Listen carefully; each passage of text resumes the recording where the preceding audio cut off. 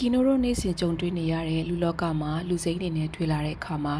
လူတွေရဲ့မျက်နှာအသွင်ပြင်အနေထားစကားပြောပုံကိုကြည့်ချင်းအပြင်ဒီလူကကိုယုံကြည်ရတဲ့လူလားဒီလူဟာငါ့အတွက်တငယ်ချင်းလားဒီလူဟာလိမ့်နေလားဆိုတာကိုကျမတို့ဆုံးဖြတ်ချက်တွေချက်ချင်းပဲချက်ကြပါတယ်ဒီဆုံးဖြတ်ချက်တွေကအမြင်ကောမှန်ရဲ့လားအဲ့ဒီအတွက်စောက်ကလေးတစ်ခုကိုကီနိုက share ပေးချင်ပါတယ်စောက်ကလေးကိုမပြောချင်စောက်ကလေးရဲ့ဇလန်းလေးတစ်ပုဒ်ကိုအရင်ပြောပြမယ်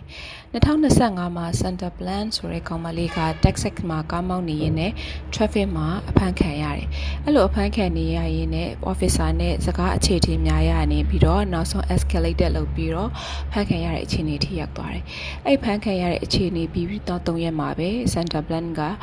suicide လုပ်သွားတယ်ပေါ့နော်ဆိုဒီ case ရဲ့အခြေအနေလေးကိုဒီ author ကဘယ်လိုလေးသုံးသပ်ချက်ချပြတာလဲဆိုလို့ရှိရင် officer ကလည်း Santa ရဲ့ emotion ကိုမသိသလို Santa ကလည်း officer ရဲ့ training ကိုမသိ